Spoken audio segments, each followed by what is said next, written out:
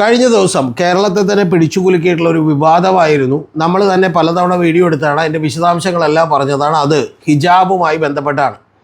ആ ഹിജാബുമായി ബന്ധപ്പെട്ട് cent Rita's സ്കൂളിൽ ഒരു കുട്ടി ഹിജാബ് ധരിക്കണം എന്ന് പറഞ്ഞിരുന്നു. അത് തന്നെ വളരെ വിചിത്രമായിട്ടുള്ളൊരു കാര്യമാണ്. കാരണം ജോയിൻ ചെയ്ത് 3-4 മാസങ്ങളായിട്ട് അതിന് ഹെഡ് സ്കാർഫ് ധരിക്കണമെന്നൊന്നും തോന്നിയില്ല. പക്ഷേ പെട്ടെന്നൊരു സുപ്രഭാതത്തിലാണ് അവർക്ക് തോന്നുന്നത്. അപ്പോൾ ആ തോന്നിയ വിഷയത്തിൽ നമ്മുടെ ചാനലുകളൊക്കെ തന്നെ വലിയ തോതിൽ ചർച്ച ചെയ്തു. ആ ചർച്ച ചെയ്തപ്പോൾ തന്നെ ഈ കുട്ടി 3 സ്കൂളുകൾ മാറിയിട്ടാണ് ഇങ്ങോട്ട് വന്നത്. അതുപോലെ അവിടെ 117ഓളം കുട്ടികൾ, 350 കുട്ടികളിൽ 117 പേരും മുസ്ലിം കുട്ടികളാണ്. ആ കുട്ടികൾ പഠിക്കുന്നതിൽ ഒരു കുട്ടിക്ക് മാത്രമാണ് ഇത്തരത്തിൽ ഹെഡ് സ്കാർഫ് വേണം എന്ന് തോന്നിയത്. അതിൻ്റെ ഭാഗമായിട്ട് 2 ദിവസം അവധി കൊടുക്കേണ്ടി വന്നു. ഇതെല്ലാം തന്നെ ഞാൻ നിങ്ങളോട് കൃത്യമായി പറഞ്ഞതാണ്. പക്ഷേ ഇതെല്ലാം പറയുമ്പോൾ ഇത് ഏറ്റവും വലിയ വാർത്തയായി ഇത് കത്തിച്ച് നിർത്തിയ ആദ്യത്തെ ചാനൽ എന്ന് പറയുന്നത് നമ്മുടെ അംബാനിയുടെ ചാനലായിട്ടുള്ള ന്യൂസ് 18 ആണ്. അപ്പം ന്യൂസ് 18 കേരളയിൽ വർക്ക് ചെയ്യുന്ന ആളുകൾ എന്തുകൊണ്ടാണ് ഇങ്ങനെ വലിയ ഒരു പക്ഷേ ഒരു വർഗീയമായ ചേരിതിരിവ് ഉണ്ടാക്കുന്ന രീതിയിലുള്ള വാർത്തകൾ സംപ്രേഷണം ചെയ്യുന്നത് എന്നുള്ളത് എന്നെ അത്ഭുതപ്പെടുത്തിയിരുന്നു. ഞാൻ പിന്നെ വിളിച്ചു ചോദിക്കണം എന്നൊക്കെ വെച്ചാണ്, വിളിച്ചു ചോദിച്ചില്ല. പക്ഷേ പിന്നെ അടുത്ത ഒരു ചാനൽ നമുക്കറിയാം, ജനൻ TV ആണ്. അവരും ഇതുമായി ബന്ധപ്പെട്ട് വളരെ കൂലങ്കഷമായ ചർച്ചകൾ നടത്തുകയും ഇത് ലൈവാക്കി നിർത്താൻ വേണ്ടി ശ്രമിക്കുകയൊക്കെ ചെയ്തിരുന്നു. പിന്നെ അത് കഴിഞ്ഞതിന് ശേഷം നമ്മുടെ മുഖ്യധാര മാധ്യമങ്ങൾ, മറ്റു മാധ്യമങ്ങളൊക്കെ ഇത് കഴിഞ്ഞ ദിവസങ്ങളിൽ ഏറ്റെടുക്കുകയും പിന്നെ ചർച്ച ചെയ്യുകയും ചെയ്തു. കാരണം അവർക്ക് വേറെ വഴിയൊന്നുമില്ല.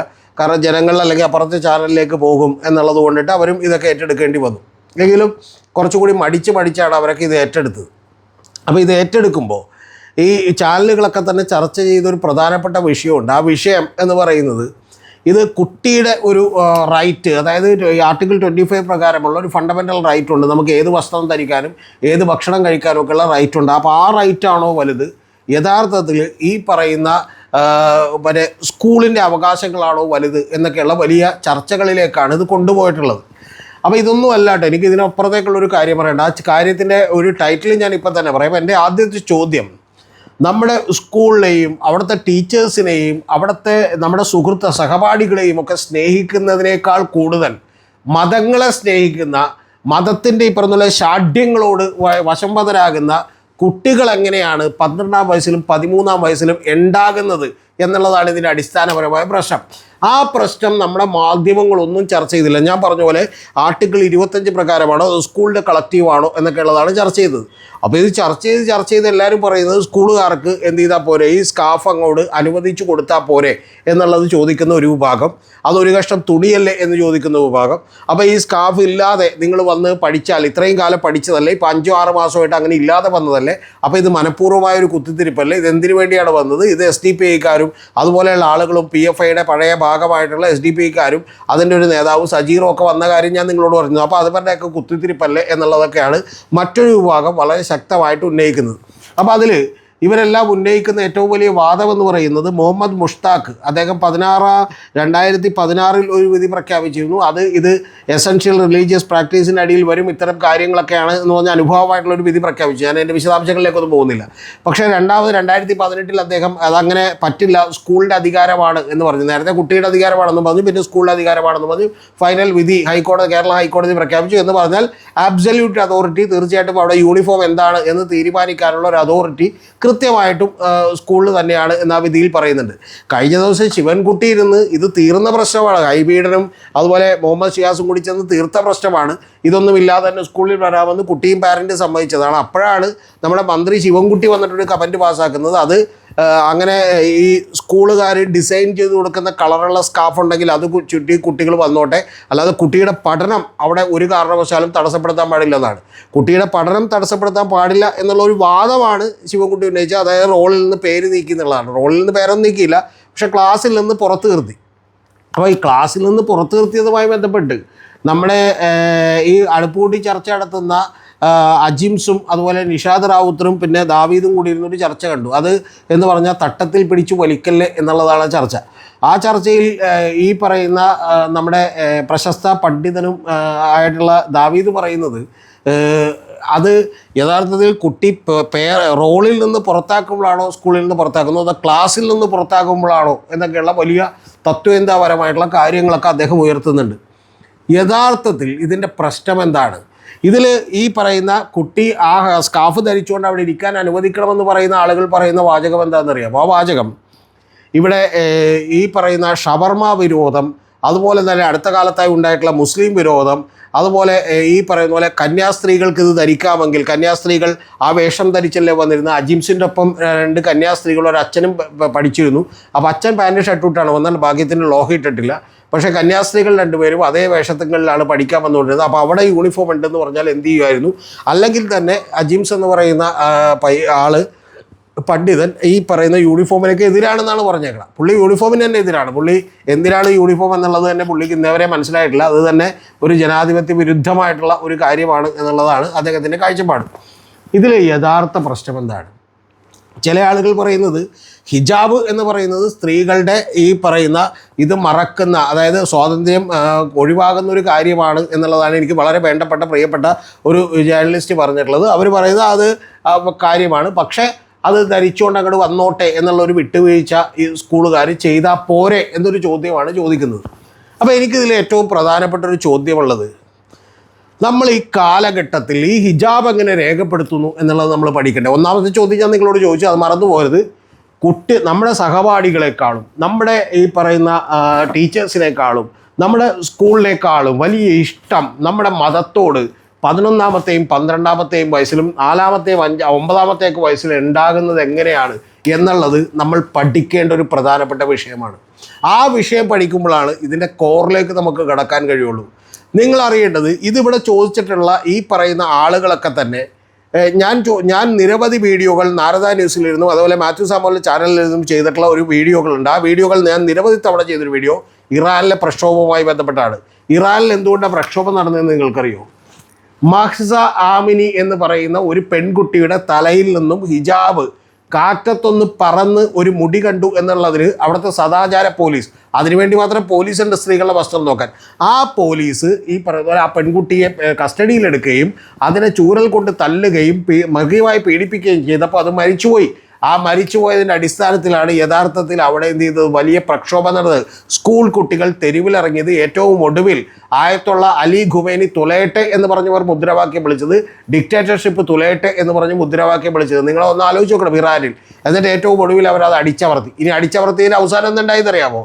ഈ ഹിജാബ് ധരിക്കുന്ന ആളുകളെ നോക്കാനുള്ള മത പോലീസിനോട് തൽക്കാലം ഞാൻ അങ്ങണ്ടെന്ന് പറഞ്ഞു. പകരം എന്ത് ചെയ്തെന്നറിയോ? റോഡുകളിൽ മുഴുവൻ CCTV ക്യാമറകൾ സ്ഥാപിച്ചു. എന്തിനാണെന്ന് നിങ്ങൾക്കറിയുമോ? ഒരൊറ്റ കാര്യം നോക്കാൻ, സ്ത്രീകളുടെ വസ്ത്രം നോക്കിക്കൊണ്ടിരിക്കാൻ വേണ്ടിയിട്ട്. എന്നിട്ട് വേറെ എന്ത് ചെയ്യും, കമ്മീഷണർ ഓഫീസിലൊക്കെ ഇരുന്ന് കുറേ പേരിരുന്ന് വസ്ത്രം നോക്കിക്കൊണ്ടിരിങ്ങനെ ഇരിക്കുകയാണ്. എങ്ങനെയുണ്ട് സ്ത്രീകൾ പോണത്, കുഴപ്പമില്ലല്ലോ, മറ്റേ ഹിജാബ് പോണില്ലല്ലോ എന്നൊക്കെ പറഞ്ഞ് നോക്കിക്കൊണ്ടിരിക്കുകയാണ്. അപ്പോൾ ഇവർക്ക് ഹിജാബ് ചോയ്സ് അല്ല. മനസ്സിലായി? അപ്പോൾ ഇവർക്ക് ഹിജാബ് ചോയ്സ് അല്ല. എന്തുകൊണ്ടാണ് ഇവിടെ ഹിജാബ് പോകുന്നത്? ഞാൻ നിങ്ങളോട്, കേരളത്തിലുള്ള സാധാരണക്കാരായ ആളുകളോട്, മുസ്ലിം സഹോദരന്മാരോട് തന്നെ ചോദിക്കുന്നു, എത്ര നാളായിട്ടുണ്ടാവും? ഞാനൊക്കെ ജനിച്ച് കളിച്ചു വളർന്ന നാടുകളിലൊന്നും തന്നെ ഞാൻ ഈ പറയുന്ന പോലെ ചെറിയ കുട്ടികൾക്ക് ഇത്തരത്തിലുള്ള ഈ പർദ്ദ പോലെയുള്ള വസ്ത്രങ്ങൾ ഇടുന്നത് ഞാൻ കണ്ടിട്ടില്ല.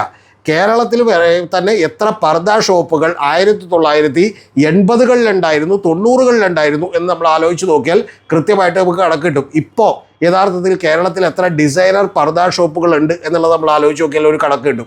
ആ കണക്ക് രണ്ടും തമ്മിലുള്ള വ്യത്യാസം എന്താണെന്ന് വെച്ചാൽ, ഇത് വെറും തലയിൽ കിടക്കുന്ന തുണിയല്ല എന്നുള്ളതാണ് യാഥാർത്ഥ്യം.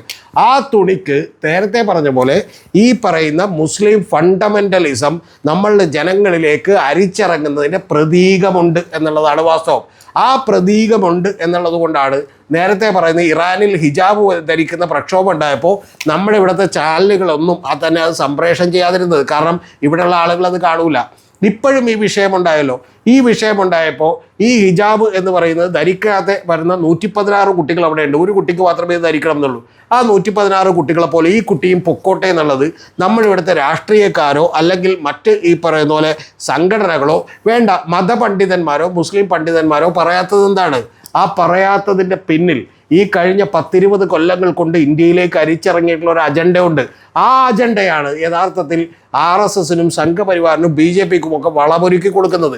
ആ അജണ്ട എന്താണെന്ന് വെച്ചിട്ടുണ്ടെങ്കിൽ, ഈ പറയുന്ന എന്തുകൊണ്ടാണ് നമ്മുടെ ക്ലാസ്സിലെ കുട്ടികൾ, ചെറിയ കുട്ടികൾ, 4ാം ക്ലാസ്സിലെ കുട്ടികൾ വയനാടോ മറ്റേ കോഴിക്കോടുള്ള ഏതോ ഒരു സ്കൂളിൽ ചെന്ന് ഒരു ഫാദർ എന്നിട്ട് ഇതുപോലെ ഹിജാബ് ധരിക്കണം എന്ന് പറഞ്ഞുകൊണ്ടുള്ള ഒരു കാര്യമുണ്ടായത് നമ്മൾ കണ്ടു.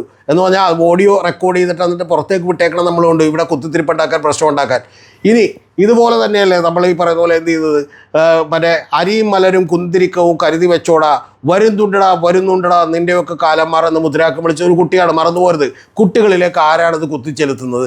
കുട്ടിയെ നമുക്ക് അങ്ങോട്ട് മാറ്റി നിർത്താം, കുട്ടിയുടെ കുഴപ്പമില്ല, ഇത് കുട്ടിയുടെ പ്രശ്നമല്ല, ഈ കേസിലും കുട്ടിയുടെ പ്രശ്നമല്ല. ഇത് ഇത്തരത്തിൽ മാതാപിതാക്കളുടെ ഉള്ളിലേക്ക് ഇത് തിരികെ കയറ്റുന്നത് ആരാണ്? 2010 ഈ പറയുന്ന ജോസഫ് മാഷിനെ കൈവെട്ടിയപ്പോഴും ഇതുപോലെ തന്നെ ദൈവത്തിൻ്റെ പേര് പറഞ്ഞാൽ കൈവെട്ടുമെന്ന് പറയുന്ന ഒരു പ്രതീതി കൊടുത്തത് ആരാണ്? അപ്പോൾ ഇത്തരം കാര്യങ്ങൾ പതുക്കെ അരിച്ചിറങ്ങുമ്പോൾ ഇതൊരു മതരാഷ്ട്രത്തിലേക്കുള്ള ഈ പറഞ്ഞ പോലെ നടപടികളുടെ തുടക്കമായും ഒരു വിഭജനത്തിൻ്റെ തുടക്കമായും ഇവർ കാണുന്നു എന്ന് പറയുന്ന യാഥാർത്ഥ്യം നിങ്ങൾ മറന്നു പോകരുത്. ആ യാഥാർത്ഥ്യം നിങ്ങൾ മനസ്സിലാക്കിക്കൊണ്ട് തന്നെ മാത്രമേ യഥാർത്ഥത്തിൽ ഈ പറയുന്ന കാര്യത്തെ നമുക്ക് എന്ത് ചെയ്യാൻ പറ്റൂ, കാണാൻ പറ്റൂ. ആ കാണുമ്പോഴാണ് ഞാൻ നേരത്തെ പറഞ്ഞ ചോദ്യം ഏറ്റവും ആദ്യം ഉണ്ടാകുന്നത്.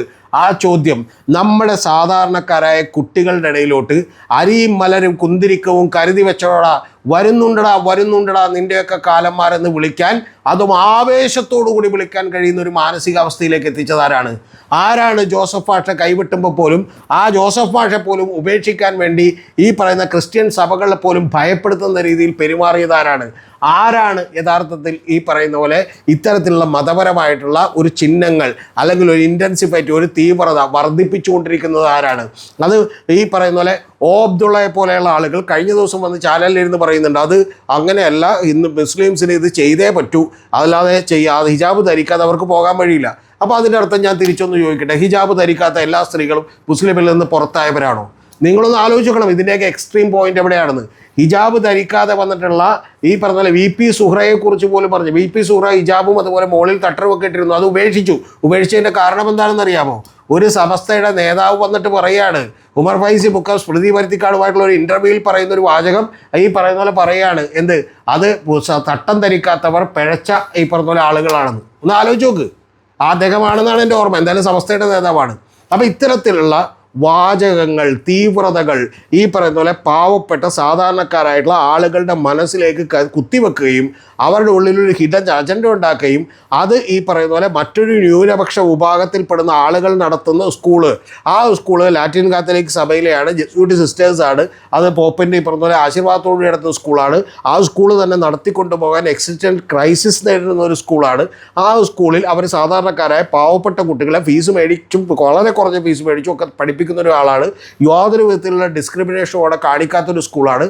ആ സ്കൂളിലുള്ള കാര്യങ്ങളിൽ പോലും ഇത്തരത്തിലുള്ള വിഭാഗീയത ഉണ്ടാക്കാനുള്ള തന്ത്രപരമായ നീക്കമാണ്. യഥാർത്ഥത്തിൽ തുറന്നു പറഞ്ഞാൽ ഇത് ഭാവിയിൽ മതരാഷ്ട്രമുണ്ടാക്കാനുള്ള അനുയായികളെ കൂട്ടാനുള്ള പരിശ്രമമാണ്. എന്ന് പറഞ്ഞാൽ അവർ വേറെ നമ്മൾ വേറെ എന്ന് ഈ നാട്ടിലെ സാധാരണക്കാരായ മുസ്ലിങ്ങളിൽ ഒരു വേർതിരിവുണ്ടാക്കാൻ, നേരെ തിരിച്ച് അവരെയും കൂടി നമ്മളെ ശത്രുക്കളായി കാണുന്ന രീതിയിൽ പഠിപ്പിച്ചാൽ ഉറപ്പായിട്ടും ഈ ഫ്രിക്ഷൻ കൂടി വന്നാൽ ഞങ്ങളുടെ ഒപ്പം കൂടി കുറച്ച് ആളുകൾ കൂടും. ഇപ്പം സത്യത്തിൽ ഇത്തരത്തിൽ ഈ മതരാഷ്ട്ര സിദ്ധാന്തവുമായി നടക്കുന്ന വെൽഫെയർ പാർട്ടിയുടെ കയ്യിൽ 1% പോലും ആളുകളില്ല. SDP-യുടെ കയ്യിലും ഈ പറഞ്ഞ 2-3% ആളുകൾ, മുസ്ലിം സമുദായത്തിലെ പോലും ആളുകളില്ല. അപ്പോൾ അതുകൊണ്ട് തന്നെ ഇതെങ്ങനെ കൂട്ടാം എന്നുള്ളതിൻ്റെ തന്ത്രപരമായ നിലപാടാണ്. പക്ഷേ ഇതിൽ എന്നെ പേടിപ്പിക്കുന്ന ഒരു കാര്യം എന്താണെന്ന് വെച്ചാൽ ഒറ്റ കാര്യം കൂടിയാണ്. അത് യഥാർത്ഥത്തിൽ ഇതിനെ എതിർക്കാത്തതാണ്. ഇപ്പോൾ ഇതിൻ്റെ കാര്യത്തിൽ മുസ്ലിം ലീഗ് വളരെ ഖണ്ഡിതമായിട്ടുള്ളൊരു അഭിപ്രായം പറയേണ്ടതല്ലേ? വഖഫ് കാര്യത്തിൽ മുസ്ലിം ലീഗ് എടുത്തൊരു അഭിപ്രായം പോലെ മുസ്ലിം ലീഗ് പറയേണ്ടതാണ്, ഈ ഹിജാബ് ധരിച്ചില്ലെങ്കിലും യാതൊരു കുഴപ്പമില്ലാതെ പറയേണ്ടതാണ്. പക്ഷെ അങ്ങനെ പോലും പറയാൻ പറ്റാത്ത ലെവലിലേക്ക് ഈ മതപരമായ വിശ്വാസങ്ങൾ പതുക്കെ ഇവരിലേക്ക് എന്ത് ചെയ്തിട്ടുണ്ട്, ചെലുത്തിയിട്ടുണ്ട്. ഇപ്പോൾ ഈ പറയുന്ന മുസ്ലിം സമുദായത്തിൻ്റെ ആളുകളുടെ ഇടകൊണ്ട് ആശയപരമായ ഒരു കടന്നുകയറ്റം ഉണ്ടായിട്ടുണ്ട്. അതാണ് ഇതിൻ്റെ പ്രശ്നം. ഇനി മറ്റ് മതപണ്ഡിതർ ഇത് പറയേണ്ടതല്ലേ? സമസ്തയുടെ ആളുകൾ ഇത് പറയേണ്ടതല്ലേ? ഹിജാബ് ഇഷ്ടമുള്ളവർ ധരിച്ചാൽ മതി, അതൊരു ചോയ്സാണ്. ഇപ്പോൾ സ്കൂളിൽ അങ്ങനെ അനുവദിക്കാൻ കഴിയില്ലെങ്കിൽ അത് വേണ്ട എന്ന് തീരുമാനിച്ചാൽ മതി എന്ന് പറഞ്ഞാൽ പ്രശ്നം എന്താണ്? മനസ്സിലായില്ലേ? നേരത്തെ തിരിച്ച് ഞാൻ ഇവരോടെല്ലാം ചോദിക്കുന്നു, ഓക്കെ നിങ്ങൾ പറയുന്ന കാര്യം കറക്റ്റ്, ഹിജാബ് ചോയ്സാണ്, അത് ഇഷ്ടമല്ലെങ്കിൽ ധരിക്കേണ്ട, ഇഷ്ടമുണ്ടെങ്കിൽ ധരിക്കാം എന്നുള്ളത് ചോയ്സായി കൊടുക്കണമെന്നുണ്ടെങ്കിൽ പാവം പിടിച്ച ഇറാനിലാണെങ്കിലും മനുഷ്യ തന്നെയാണല്ലോ മഹ്സ ആമിനി എന്ന് പറയുന്ന പെൺകുട്ടി. ആ മഹ്സ ആമിനിയുടെ പെൺകുട്ടിയുടെ ഈ പറഞ്ഞ പോലെ ശിരോവസ്ത്രം മാറിക്കിടന്നതിന്, ഈ മത പോലീസ് തല്ലിയതിനെതിരെ നമ്മളിവിടെ ഇറാനിലുള്ള ആളുകളോ ആയത്തുള്ള അലി ഖുമൈനിയോ ഒന്നും അറിയാൻ പോണില്ല. പക്ഷേ എങ്കിൽ പോലും നമ്മുടെ ഇവിടെയുള്ള ആളുകൾ മിണ്ടാത്ത എന്താണ് കേരളത്തിൽ അതൊരു വാർത്ത പോലും ആകാതിരുന്നത്? അപ്പോൾ അതുകൊണ്ട് ഹിജാബ് എന്ന് പറയുന്നത് ഒരു തുണിക്കഷ്ണം മാത്രമല്ല, യഥാർത്ഥത്തിൽ അത് മതരാഷ്ട്രം നിർമ്മിക്കുന്നതിനുള്ള ഒരു വെപ്പണും ഉപകരണവുമാണ് എന്നുള്ളതാണ് യാഥാർത്ഥ്യം. അല്ലാതെ അജ്മി പുട്ടുപൊടിക്കെതിരെയും അതുപോലെ തന്നെ ഈ ഷവർമ്മക്കെതിരെയും ബാക്കിയുള്ളതിനെതിരെയും ഉണ്ടായിട്ടുള്ള വിരോധം പോലെ മറ്റ് സൈഡിൽ നിന്ന് ഉണ്ടായി വന്നു. ശരിയാണ്, അവരും ഇത് ഉപയോഗിച്ചിട്ടുണ്ടാവും, ഒരു സംശയമില്ല.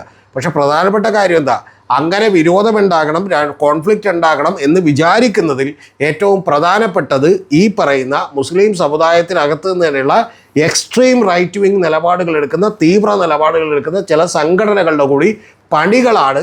ആ പണികളുടെ പുറത്താണ് ഹിജാബ് വെറും ഒരു തുണിക്കഷ്ടമല്ലാതായി മാറുന്നതും അത് മതരാഷ്ട്രത്തിലേക്കുള്ള ഒരു ഉപകരണമായി മാറുന്നതും എന്നുള്ളതാണ് യാഥാർത്ഥ്യം.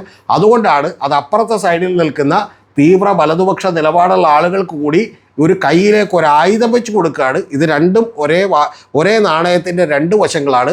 ആ രണ്ട് വശങ്ങളിൽ നേരത്തെ പറഞ്ഞ വശത്തെ മാത്രം എതിർക്കാതിരിക്കുകയും ഇതങ്ങോട്ട് അനുവദിച്ചു കൊടുത്താൽ പോരെ, അല്ലെങ്കിൽ ക്രിസ്ത്യൻ സമുദായത്തിലെ ആളുകളും ബിഷപ്പുമാരും ബാക്കിയുള്ളവരൊക്കെ തീവ്രമായിട്ടുള്ള നിലപാടുകൾ എടുക്കരുത് എന്ന് പറയുന്നതിനേക്കാൾ മുമ്പ് യഥാർത്ഥത്തിൽ ഇത്തരം കുത്തിത്തിരിപ്പുകാരെ കൂടി തുറന്നു കാണിക്കേണ്ടത് ആവശ്യമാണ് എന്നാണ് ഞാൻ പറയുന്നത്.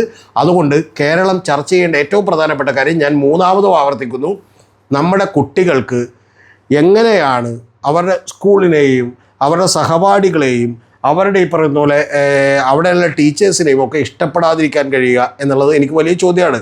ഞാനൊരു കോൺവെൻറ്റ് സ്കൂളിൽ പഠിച്ച ഒരാളാണ്. 4ാം ക്ലാസ് വരെ പഠിക്കുമ്പോൾ ഞാൻ അവിടെ ഒന്നാമതായിരുന്നു എന്നുള്ളതാണ് സന്തോഷം. എന്നെ എല്ലാ ദിവസവും തന്നെ അവിടെ പള്ളിയിൽ കൊണ്ടുപോകുമായിരുന്നു. എനിക്ക് എല്ലാ ദിവസവും തന്നെ അവിടുത്തെ റോസ് എന്ന് പറയുന്ന ഒരു ചേച്ചി എനിക്ക് മിഠായി തരുമായിരുന്നു. അങ്ങനെ ആ സ്കൂളിനെ പോലെ അത്ര സുന്ദരമായൊരു കാലഘട്ടം എൻ്റെ ജീവിതത്തിൽ വേറെ ഉണ്ടായിട്ടില്ല. ഞാൻ തിരിച്ചു അവിടെ നിന്ന് പോന്നപ്പോൾ യഥാർത്ഥത്തിൽ അവിടെയുള്ള സിസ്റ്റേഴ്സും ടീച്ചേഴ്സും ഒക്കെ കരഞ്ഞതിപ്പോഴും എനിക്ക് ഓർമ്മയുണ്ട്. തള്ളലാണ് എന്നൊക്കെ ചിലർക്ക് വേണമെങ്കിൽ ആലോചിക്കാം, അതൊന്നും കുഴപ്പമില്ല. ഞാൻ എൻ്റെ കാര്യം യാഥാർത്ഥ്യം വളരെ കൃത്യമായി പറഞ്ഞതാണ്. ഞാൻ അവിടെ ഒരൊറ്റ തവണ മാത്രമേ സെക്കൻഡായിട്ടുള്ളൂ. ഫസ്റ്റ് ആയിരുന്നു ഞാൻ എല്ലാ തവണയും. ഒരു തവണയാണ് സെക്കൻഡായി പോയത്. ആ സെക്കൻഡായി പോയി ഞാൻ എൻ്റെ റൂമിനകത്ത് വന്ന് അടച്ചു വന്ന് വളരെ സങ്കടത്തോടു കൂടി ഇന്ന് സെക്കൻഡായല്ലോ, അച്ഛൻ വരുമ്പോൾ വഴക്ക് പറയുമായിരിക്കും എന്ന് വിചാരിച്ചിരുന്നൊരു കുട്ടിക്കാലം എനിക്കുണ്ടായിരുന്നു. ആ കുട്ടിക്കാലത്തിൽ നിന്ന് കൂടിയാണ് ഞാൻ ഇത്ര ധൈര്യത്തോടുകൂടി സംസാരിക്കാനും ആളുകളോട് വീഴ്ചകളിൽ നിന്ന് എഴുന്നേക്കാനും ഒക്കെ പഠിച്ചത്. കാരണം ആ കുട്ടിക്കാലങ്ങളിൽ അന്ന് എൻ്റെ അച്ഛൻ വരുന്നത് എനിക്കിപ്പോഴും ഓർമ്മയുണ്ട്. ബേക്കറിയിൽ നിന്ന് സ്വീറ്റ്സൊക്കെ മേടിച്ചിട്ട് വന്ന് ലൈറ്റൊക്കെ ഓഫ് ചെയ്ത് അടച്ചിട്ടിരിക്കുന്ന 4ാം ക്ലാസ്സിലൊരു കൊച്ചിനോട് അച്ഛൻ അകത്തേക്ക് കയറിയിട്ട് എന്ത് പറ്റിയടാ എന്ന് ചോദിക്കുന്നു. ഞാൻ പറഞ്ഞു, സോറി അച്ഛാ, ഞാൻ 2ാമതായി പോയി എന്ന് പറയുന്നു. എൻ്റെ ഇപ്പോഴും വൈറ്റ്ല ജംഗ്ഷനിൽ തന്നെ താമസിക്കുന്ന സുനിലാണെന്ന് 1ാമതായത്. അവനായിരുന്നു എല്ലാ തവണയും 2ാമൻ. അപ്പോൾ ആ സുനിലിന് 1ാമതായ അച്ഛൻ ഞാൻ 2ാമതായി പോയി എന്ന് പറയുമ്പോൾ അച്ഛൻ എന്നോട് കെട്ടിപ്പിടിച്ചുകൊണ്ട് എനിക്ക് മധുരം തരികയും എന്നോട് സ്നേഹത്തോട് സംസാരിക്കുകയും ചെയ്തുകൊണ്ട് പറഞ്ഞ വാക്കുകൾ എനിക്കിപ്പോഴും ഓർമ്മയുണ്ട്. എടാ, അങ്ങനെ ജീവിതത്തിൽ ചില പാളിച്ചകൾ, ചിലപ്പോൾ ഈ പറയുന്നത് തോൽവികൾ, അല്ലെങ്കിൽ ഇതിപ്പോൾ നീ തോറ്റിട്ടൊന്നുമില്ല, 2ാം സ്ഥാനം അതൊക്കെ ഉണ്ടാവും. പക്ഷേ അതിനുവേണ്ടി നീ സങ്കടപ്പെട്ടും ദുഃഖിച്ചുമൊക്കെ ഒരു മിനിറ്റ് പോലും കളയരുത്. പകരം വാശിയോടുകൂടി നീ 1ാമനാകാൻ വേണ്ടി പരിശ്രമിച്ചാൽ മതി. അതുകൊണ്ട് ഒരു തവണ 2ാമതായതൊന്നും കുഴപ്പമില്ല എന്ന് പറഞ്ഞ് എന്നെ കെട്ടിപ്പിടിക്കുകയും ഞാൻ വളരെ ആ ദിവസം മുഴുവൻ ഞാൻ വലിയ സങ്കടത്തിലും സമ്മർദ്ദത്തിലുമായിരുന്നു. ഞാൻ സമാധാനമായി എൻ്റെ അച്ഛനോടൊപ്പം കിടന്നുറങ്ങുകയൊക്കെ ചെയ്ത ഒരു രാത്രി എനിക്ക് ഓർമ്മയുണ്ട്. അച്ഛനെന്നില്ല, പക്ഷെ അതുകൊണ്ട് തന്നെ ആ ഓർമ്മകൾ പോലും എന്നെ വല്ലാതെ സങ്കടപ്പെടുത്തുന്നതാണ്. അതുപോലെ സ്കൂളിനെ സ്നേഹിച്ച, കുട്ടികളെ സ്നേഹിച്ച, അവിടെയുള്ള ടീച്ചേഴ്സിനെ എല്ലാവരെയും സ്നേഹിച്ച, അവരെ നിന്ന് പിരിഞ്ഞു പോകുമ്പോൾ കരയാൻ പോകുന്ന, സങ്കടം തോന്നുന്ന, അല്ലാതെ ഒരു ഹിജാബും അതിനേക്കാൾ മേലെയല്ലെന്നും ഒരു മതത്തിൻ്റെ ചിന്തകളും എന്നെ ഈ പറഞ്ഞ പോലെ അതുപോലെ ഭ്രാന്തനാക്കില്ലെന്നും വിചാരിക്കുന്ന കുട്ടികളുടെ കാലം കേരളത്തിൽ തിരിച്ചു വരട്ടെ എന്നൊരു പ്രാർത്ഥനയാണ് എനിക്കുള്ളത്.